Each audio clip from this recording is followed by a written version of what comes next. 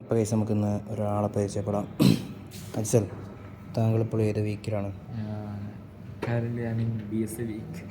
So D S A week. താങ്കൾ എങ്ങനെയാണ് പഠിക്കരുത്? D S A പഠിക്കാൻ നമ്മളെ യുഎസിന് എളുപ്പമല്ല, വല്ല വഴി എന്തെങ്കിലും പറഞ്ഞാൽ?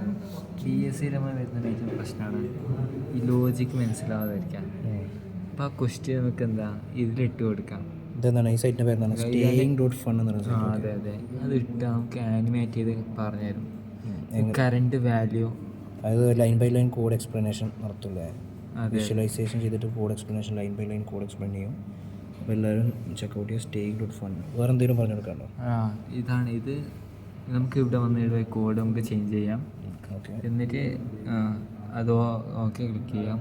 നമുക്ക് ഇതിൻ്റെ ഈ റൺ അതിൻ്റെ സ്പീഡൊക്കെ നമുക്ക് അഡ്ജസ്റ്റ് ചെയ്യാൻ പറ്റും. ഇനി അടുത്ത സൈറ്റ് എടുത്താൽ ഓക്കെ. അടുത്ത സൈറ്റിൻ്റെ പേരാണ് visualgo.net. വിഷ്വൽഗോ. ഇത് ഓരോ അൽഗോരിതത്തിൻ്റെയും വിഷ്വലൈസേഷൻ കാണിച്ചു തരും.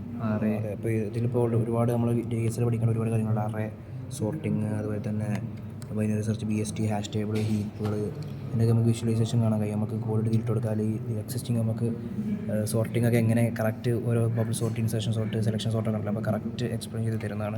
മനസ്സിലായി? അതെ അതെ, ഇത് വെരി ഹെൽപ്ഫുൾ ആണ്. ഈ രണ്ട് സൈറ്റും, ഒന്ന് visualgo.net, ഒന്ന് staying.fun. Thank you.